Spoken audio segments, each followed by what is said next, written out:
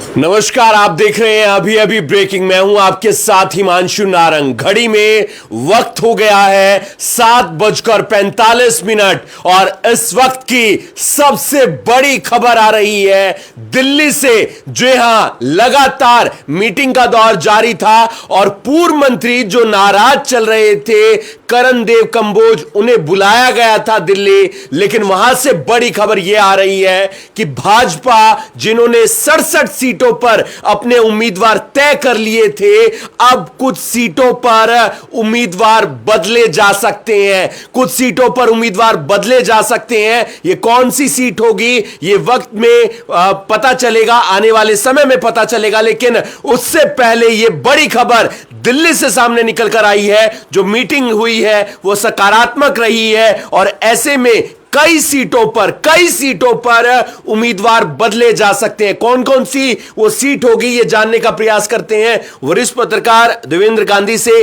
क्या चर्चा हुई दिल्ली के अंदर और वहां से इतनी बड़ी खबर? देखिए, कल जिस तरह से करणदेव काम्बोज के यहाँ नायब सिंह सैनी गए और जिस तरह से सारा नाटक चला, जिस तरह से उन्होंने हाथ नहीं मिलाया, जिस तरह से उनके लोगों ने, करणदेव काम्बोज के लोगों ने, समर्थकों ने चुनौती दे दी कि गद्दारों को आप पार्टी में ले रहे हो, जिस तरह से उन्होंने कहा कि हरियाणा के मुख्यमंत्री नायब सिंह सैनी रबड़ स्टैंप है, और पूरा का पूरा एक माहौल तैयार हुआ उससे। और उसके बाद सख्ते में आ गई पूरी की पूरी भाजपा। दिल्ली हिल गई उससे। जो केंद्रीय हाईकमान है फड़फड़ाने लगा कि आखिर ये हरियाणा में हो क्या रहा है, हो क्या गया है।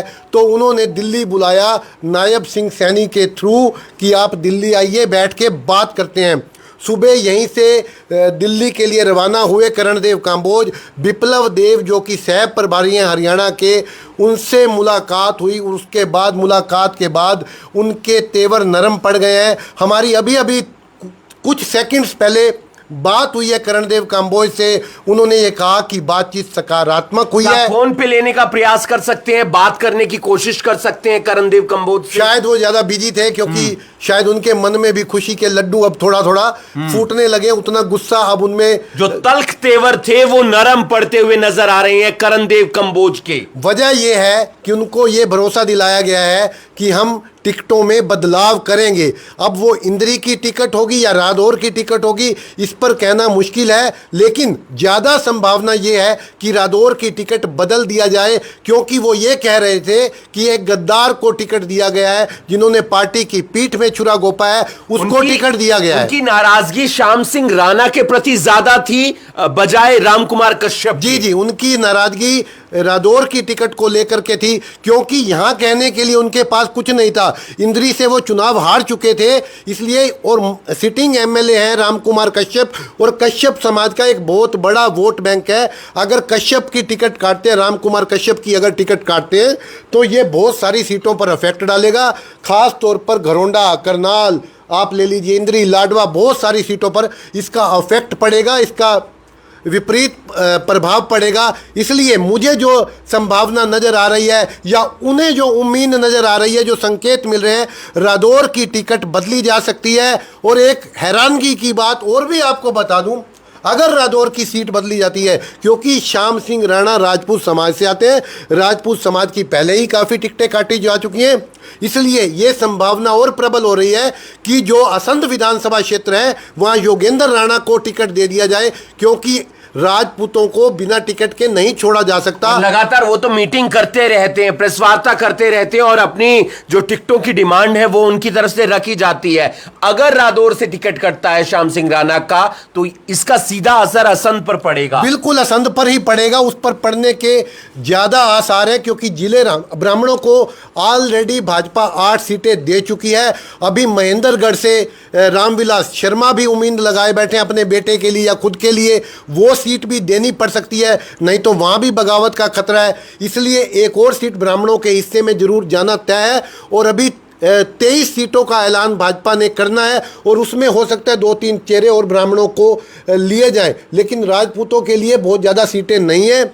असंध से अब योगेंद्र राणा के चांस प्रबल हो रहे हैं। शायद जिले राम को नाराज कर सकती है भाजपा। क्या होगा ये वक्त बताएगा, लेकिन इस वक्त की बड़ी खबर आ रही है दिल्ली से, जहां पर आज एक मीटिंग हुई है, क्योंकि तमाम जो नेता नाराज चल रहे थे उन्हें दिल्ली बुलाया गया था। लगातार बातचीत हो रही थी, मीटिंग हो रही थी, और ऐसे में करणदेव कंबोज की भी मीटिंग होती है विप्लव देव के साथ, और मीटिंग के बाद जब बाहर आते हैं तो एक उनके जो तल्ख तेवर थे वो नरम पड़ गए हैं। सकारात्मक मीटिंग हुई है। क्या पता रादौर की सीट बदल दी जाए, क्या पता वहां से कोई और उम्मीदवार तय कर दिया जाए। इंद्री की संभावना कम है और उसका सीधा प्रभाव पड़ेगा संध की सीट पर। इसके अलावा कई और सीट है, भवानी खेड़ा की सीट है, हिसार की सीट है, करनाल की सीट है, साथ ही साथ नीलोखेड़ी की सीट है। इसके अलावा कई और सीटें हैं जहां पर बदलाव हो सकता है, और यह बदलाव कैसे होगा, कब होगा, यह वक्त बताएगा। लेकिन उससे पहले हम जानने का लगातार प्रयास करें, कुछ और सीटों पर भी बदलाव हो सकता है। निश्चित तौर पर एक सीट नहीं बदली जाएगी। करीब 32 सीटों पर विरोध है, और 22 सीटों पर ऐसा लगता है कि भाजपा को भारी नुकसान हो सकता है। और वो 22 सीटों में से 12-13 सीटें ऐसी हैं जिन पे पहले से ही भाजपा का कब्जा है, और अगर ये सीटें लूज होती हैं तो भाजपा का खेल खत्म हो जाएगा हरियाणा में। तो मतलब भाजपा इस डैमेज को कंट्रोल करने में जुट गई है। कहावत है ना, डैमेज कंट्रोल करने में जुट गए हैं। देवेंद्र जी एक चीज समझाइए, आपने एक बार लिस्ट जारी कर दी है, आपके इतने बड़े बड़े नेता हैं, इतने परिपक्व नेता हैं, कोई मंत्री है केंद्र में, आपको इतने सालों का राजनीतिक अनुभव है, उसके बाद भी आप डिसाइड नहीं कर पा रहे हैं कि कौन सा विधानसभा क्षेत्र है, कहां पर कौन सा कैंडिडेट ज्यादा मजबूत है, उसे टिकट दी जाए। अति उत्साह जब होता है ना, अति उत्साह, ओवर कॉन्फिडेंस जिसको बोलते हैं, आपने देखा होगा कि उत्तर प्रदेश में भी इसी तरह से अति उत्साह में टिकटें डिक्लेयर कर दी गई थी, और परिणाम निकले अयोध्या की सीट भाजपा हार गई। और भाजपा उस गलती को दोहराना नहीं चाहती, क्योंकि हरियाणा से आपने देखा होगा उत्तर प्रदेश में जब सीटें डिक्लेयर हुई थी तो कोई विरोध नहीं हुआ था, लेकिन हरियाणा में सरकार होते हुए जितना बवाल, जितना विरोध, आप देखिए कालका की सीट पर लतिका शर्मा ने विरोध कर दिया, आप देखिए नीलोखेड़ी की सीट पर विरोध हो रहा है, आप देखिए घरौंडा की सीट पर। हाँ, बड़ी बात ये बता रहा हूँ, इंद्री की सीट पर सुरेंद्र उड़ाना जो है उन्होंने आज रिजाइन कर दिया है भाजपा से, वो इनेलो बसपा की टिकट पर लड़ सकते हैं। यानी कोई जगह तो ऐसी बताइए, एक घरौंडा विधानसभा को आप छोड़ दीजिए कि वहां पर कोई विरोधी तेवर किसी के नजर नहीं। करनाल, नीलोखेड़ी, इसके अलावा इंद्री और असंध अभी आएगा, असंध अभी आएगा। अगर योगेंद्र राणा की टिकट होती है तो जिले राम नाराज, अगर जिले राम की टिकट होती है योगेंद्र राणा नाराज, बख्शी सिंह नाराज। तो ये सारी नाराजगी। एक पेवा की टिकट देखिए, वीडियो वायरल हो रही है, जो व्यक्ति जिसको टिकट दी गई है पेवा से, उस आदमी की वीडियो वायरल हो रही है कि वो तो मोदी को सबसे ज्यादा गालियां देने में आगे थे। मुझे तो समझ नहीं रहा कि जो सबसे ज्यादा गालियां देता है उनको टिकट दिया जाता है, जो विरोध करता है उसको टिकट दिया जाता है। जिस तरह से करणदेव काम्बोज ने, किस तरह से आपने सबने देखा, क्या तेवर थे उनके, कमाल है भाई। विपक्ष के किसी नेता ने भी कभी इस तरह से भाजपा के मुख्यमंत्री या मनोहर लाल के खिलाफ नहीं बोला होगा जो करणदेव काम्बोज बोल गए, और फिर उन्हें टिकट से नवाजा जा रहा है। भाजपा डरी हुई है, भाजपा डरी हुई है, ऐसा देखने को मिल रहा है, क्योंकि जाहिर सी बात है विरोध हो रहा है, तमाम नेता विरोध करते हुए नजर आ रहे हैं। ये तमाम जगह चर्चा भी चल रही है कि मनोहर लाल की इस 67 सीटों में काफी चली है, तो अगर इन सीटों में बदलाव होता है तो आपको नहीं लगता कि उनकी नाराजगी फिर हाईकमान तक पहुंचेगी? क्योंकि पहले वो पूरे कॉन्फिडेंट नजर आ रहे थे, और ऐसे में अगर अब सीटों में बदलाव हो जाता है तो फिर उनके चेहरे की भी जो रंगत है उसमें कहीं ना कहीं फेरबदल देखने को मिलेगा मनोहर लाल की। निश्चित तौर पर अब मनोहर लाल को यह समझना चाहिए कि वो केंद्र के मंत्री हैं, हरियाणा से मोह उनको कम करना चाहिए थोड़ा, क्योंकि हरियाणा में वो 9.5 साल बिता चुके। लेकिन चर्चा तो यही रहती है ना कि अभी भी सुपर सीएम तो मनोहर लाल ही है, नायब सिंह सैनी तो सीएम, जितनी पावर होनी चाहिए वो उनके पास पावर नहीं है। आपने एक बात देखी होगी कि सोनिया गांधी को मनमोहन सिंह के टाइम पे कहा जाता था कि वो सुपर पीएम है।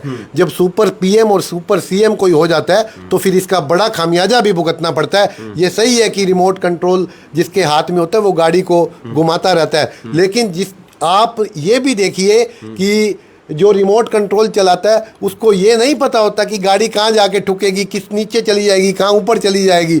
तो ये रिमोट कंट्रोल हमेशा घातक होता है और रिमोट कंट्रोल से चलने वाली तमाम चीज़ें। एक चीज जानना चाहता हूं, अगर मीटिंग हो रही होगी और वहां पर अगर मनोहर लाल को भी बुलाया गया होगा अब दोबारा से और वो वहां पर बैठे होंगे, तो आपको नहीं लगता कि वो विरोध जता रहे होंगे, नहीं यहां पर बदलाव की जरूरत नहीं है, यहां पर ये कैंडिडेट और ज्यादा मजबूत है, हमने जातिगत समीकरण देखे हैं, मैंने उनका काम मुझे नहीं लगता कि मनोहर लाल इस कैपेसिटी में होंगे। जिस तरह से टेलीविजन चैनल आप देख रहे हो, जिस तरह से सोशल मीडिया आप देख रहे हो कि क्या जब इतना विरोध बढ़ जाए तो फिर ये हाईकमान को भी समझ आता है और खुद जो लोग धर्मेंद्र प्रधान हो, चाहे अमित शाह हो, चाहे प्रधानमंत्री हो, उनको समझ में आता है ना ये बात कि वो यहाँ पर स्थिति ठीक नहीं है, नाजुक स्थिति है। और इस नाजुक दौर से अगर कोई आदमी आईसीयू में पड़ा हो, वेंटिलेटर पे पड़ा हो, तो फिर कई बार आपने देखा है कि डॉक्टर बदला जाता है। अगर एक डॉक्टर इलाज नहीं कर पा रहा तो वहाँ पर कंडीशन ख़राब होती जा रही है, फिर आदमी उसको उठा के दूसरे हॉस्पिटल में ले जाता है। तो मुझे लगता है कि ये स्थिति आ गई है कि आईसीयू से बाहर निकालो भाजपा को हरियाणा से और इसको दूसरे हॉस्पिटल में एडमिट कराओ ताकि सब ठीक ठाक हो सके, सब ठीक ठाक हो सके। लेकिन ये सब ठीक ठाक कब होगा ये वक्त बताएगा, क्योंकि ऐसी चर्चा है कई सीटों पर उम्मीदवार जो है वो बदले जा सकते हैं। उसमें करनाल की सीट भी हो सकती है, इंद्री की सीट भी हो सकती है, रादौर की सीट भी हो सकती है, भवानी खेड़ा की सीट भी हो सकती है, साथ ही साथ सोनीपत की सीट भी हो सकती है, हिसार की सीट भी हो सकती है। कहां की होगी नहीं होगी ये वक्त बताएगा, समय के बाद पता चलेगा। लेकिन अभी की जो सबसे बड़ी खबर आ रही है कि करणदेव कंबोज जो पूर्व मंत्री हैं उन्हें बुलाया गया दिल्ली, सकारात्मक बैठक हुई, बातचीत हुई और बातचीत में सकारात्मक रुख आए हैं। यानी कि जो तल्ख तेवर था, जो नाराजगी थी चेहरे पर, मायूसी थी, हाथ तक नहीं मिलाया जा रहा था, वहां पर शायद अब नरम पड़ते हुए नजर आ रहे हैं करणदेव कंबोज। लेकिन लिस्ट में बदलाव होगा या नहीं होगा वो वक्त बताएगा। कोई और जानकारी राजनीति से जुड़ी हुई जब ये सीटें बदली जाएंगी तो सारी सच्चाई सामने आएगी। एक बात आप समझिए, अगर सीटें बदली जाती हैं तो ऐसा मैसेज जाएगा कि भाजपा बैकफुट पर है, कार्यकर्ताओं का सामना नहीं कर पा रही और जो मजबूत कैंडिडेट है उनको नज़रअंदाज कहीं ना कहीं किया गया। और आप ये बात देखिए कि करणदेव कंबोज इतना बड़ा स्टेप क्यों ले गए। वो बैकवर्ड मोर्चा के हरियाणा के ओबीसी बैकवर्ड मोर्चा के हरियाणा के अध्यक्ष हैं और अगर बैकवर्ड मोर्चा के अध्यक्ष को ही नाराज कर देंगे। टोलियां बनाई है उन्होंने, मीटिंग की है लगातार अलग अलग जगहों पर जाकर, और ऐसे में आप नाराज तो नहीं कर सकते। अगर उन्हें दिल्ली से दिलासा ना दिया जाता, भरोसा ना दिया जाता, उन्हें डोज ना दी जाती तो आज बड़ा फैसला वो कर रहे थे। अच्छा, दिल्ली जाते वक्त उन्होंने साफ कर दिया था कि अगर वहां फैसला पॉजिटिव नहीं हुआ तो मैं आजाद उतर जाऊंगा। अगर वो आजाद उतर जाते हैं तो ये जो मैसेज है पूरे हरियाणा में जाएगा और पूरे हरियाणा में आपको कमोबेश ये स्थिति देखने को मिलेगी कि उम्मीदवार भाजपा के खिलाफ आजाद उतर रहे हैं, क्योंकि विरोध लगभग मैंने आपको जैसे बताया 29 से 32 सीटों पर है। 22 सीटें ऐसी है जो आला कमान गंभीरता से ले रहा है, 10 से 12 सीटें ऐसी हैं जहां भाजपा के पास है और जहां हारने की स्थिति पहुंच सकती है। बिल्कुल, 29 से 32 सीटें ऐसी हैं जहां पर काफी गंभीर स्थिति है, जहां पर विरोध काफी ज्यादा है, और 20-22 सीटें ऐसी हैं जहां पर पूरा मंथन चल रहा है। मंथन इस बात का चल रहा है कि वहां पर इस कैंडिडेट को बदला जा सकता है या नहीं बदला जा सकता है। इसके अलावा यह है कि कुछ लोगों को मनाने की कोशिश की जाएगी। कुछ लोगों को होता है जेब में लॉलीपॉप लेके पार्टी के बड़े नेता घूमते हैं, तो वो लॉलीपॉप चुसाने की कोशिश की जाएगी। भाई आप ये लॉलीपॉप पकड़िए, राष्ट्र की बात है, ये देश की बात है, ये प्रदेश की बात है, देखिए कितना बढ़िया मुख्यमंत्री दिया आपको, ये ओबीसी की बात है, ये इसकी बात है, ये उसकी बात है। इस तरह के तमाम तरह के, जब सत्ता आएगी तो आपको वहाँ एडजस्ट करेंगे, आपको फलां जगह चेयरमैनी दे दी जाएगी, आपको केंद्र में ले जाएंगे, आपको लोकसभा का चुनाव लड़ाया जाएगा अगला। इस तरह की बहुत सारे लॉलीपॉप जो है वो चुनाव के वक्त दिए जाते हैं असंतुष्टों को मनाने के लिए। और इसमें स्वाभाविक तौर पर कुछ चेहरे ऐसे होते हैं जो मान भी जाते हैं, जिनको पता होता है कि मेरा वजन कुछ है नहीं, अगर मैं अपने उससे कपड़ों से बाहर निकलूंगा तो फिर फटा हुआ दिखाई दूंगा, और जो मिलने वाला है वो भी नहीं मिलेगा, फिर आपके खाली हाथ मिलना छोड़ो, नुकसान हो जाएगा। आखिर चुनाव में जाओगे, पैसे लगेंगे, और 1000-2000 वोट लेके अगर घर बैठ गया तो ठप्पा अलग लगेगा, बागी का होने का, बगावत का अलग स्टैंप लगेगी, और बहुत सारी चीजें हैं। कुछ लोग मान जाएंगे लेकिन काफी लोग खड़े रहेंगे, ये आप मान के चलिए। ये तमाम चर्चा रही दिल्ली में जो मीटिंग हुई फेरबदल पर।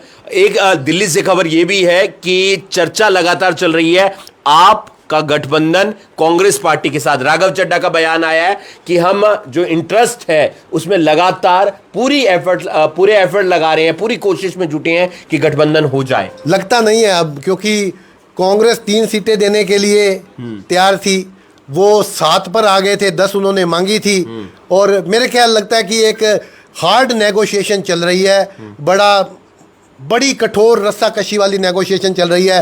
अब सोचते होंगे, मुझे लगता है आम आदमी पार्टी वाले, चलो 2-3 विधायक ही बन जाएं कांग्रेस के बहाने। लेकिन अगर 4-5 सीटें भी दे दी गई, 4 या 5, क्योंकि एक तरफ 3 है जो आम आदमी पार्टी को दी जा रही है, ऐसी चर्चा है, 7 वो मांग रहे हैं, 4-5 पर क्या पता विचार बन जाए। तो आपको नहीं लगता है कि यहां पर वो लोग डिसीजन ले लेंगे कि हाँ, हो सकता है कि ये 4-5 पर सहमति बन जाए, क्योंकि अखिलेश यादव एक सीट जो मांग रहे थे उस पर अखिलेश यादव ने अब कदम पीछे खींच लिए हैं। उन्होंने कहा मुझे सीट नहीं चाहिए, आप लड़िए या गठबंधन के साथ, और मुझे लगता है 3 नहीं तो 5 सीटों पर सहमति बनाने की अंतिम क्षण तक कोशिश होगी। ये कोशिश 9-10 तारीख तक भी हो सकती है। लेकिन एक चीज, आखिरी सवाल ये, क्योंकि आम आदमी पार्टी एक तो कलायत सीट अनुराग ढांडा उससे लड़ना चाहते हैं, जींद से लड़ना चाहते हैं सुशील गुप्ता, पेवा से भगवंत मान की फैमिली के ससुर लड़ना चाहते हैं। ये जो तीनों इलाके हैं ना, ये रणदीप सिंह सुरजेवाला के टच में है। तो आपको नहीं लगता है ऐसे में भूपेंद्र सिंह हुड्डा ने यहां पर रणदीप सिंह सुरजेवाला को भी थोड़ा सा दरकिनार कर दिया, साइड कर दिया? देखिए, भूपेंद्र सिंह हुड्डा ने नहीं दरकिनार कर दिया, ये कांग्रेस आला कमान ने दरकिनार कर दिया। रणदीप सुरजेवाला मौज में है, उनको आप देखिए ना, बना रखा है, राज्यसभा का मेंबर है, शायद महासचिव भी है, राज्यसभा के सांसद हैं, उनके साथ और जिम्मेदारी भी उन्हें दी गई है, प्रभारी बनाए जाते हैं। तो जितना मिलना चाहिए उसमें खुश रहना चाहिए। यहाँ तो बड़े बड़े लोगों को एक सीट के लिए वो अगर कुछ सीटें पा जाते हैं, वो अपने बेटे की ही सीट पा जाते हैं, यही उनके लिए बड़ी बात होगी। बहुत बहुत शुक्रिया देवेंद्र गांधी, जिन्होंने तमाम जानकारी दी, आप तक पहुंचा रहे हैं लगातार पल पल की अपडेट, पल पल की जानकारी। ऐसी भी जानकारी है कि 71 नामों पर जो है नाम तय हो गए हैं, 71 सीटों पर कांग्रेस के सूत्रों के हवाले से यह खबर है। लेकिन क्या आज लिस्ट आएगी? 9 बजे तक लिस्ट आ सकती है कांग्रेस की, 9 साढ़े 9 बजे तक लिस्ट आ सकती है। लेकिन अगर आज नहीं आई तो कल तो लगभग तय है। मुझे लगता है आज ही लिस्ट आ जाएगी, क्योंकि सोनिया गांधी उस बैठक में थी, और सोनिया गांधी सीईसी की बैठक हुई है, जबकि कहा यह जा रहा था अब सीईसी की कोई बैठक नहीं होगी। सीईसी की बैठक हुई है, सीईसी की बैठक में सोनिया गांधी थी, और सीईसी की बैठक हुई है, सोनिया गांधी उसमें मौजूद थी। मुझे ऐसा लगता है कि आज एक सूची आ सकती है देर रात तक, और लोगों को इंतजार करना चाहिए। अभी ब्रेकिंग पर सबसे पहले ये खबर हम देंगे। बिल्कुल, जैसे बीजेपी के 67 उम्मीदवारों की लिस्ट सबसे पहले आप तक पहुंचाई थी अभी ब्रेकिंग ने, वैसे ही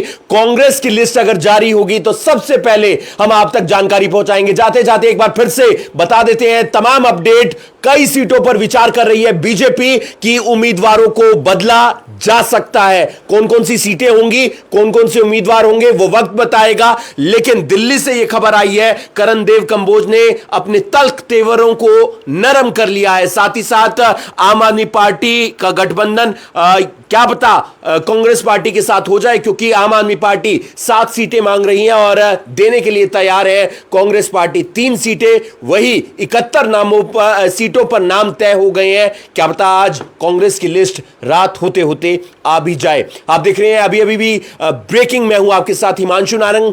पल पल की जानकारी, पल पल का अपडेट आप तक पहुंचाते रहेंगे, क्योंकि चुनाव मतलब अभी ब्रेकिंग। धन्यवाद।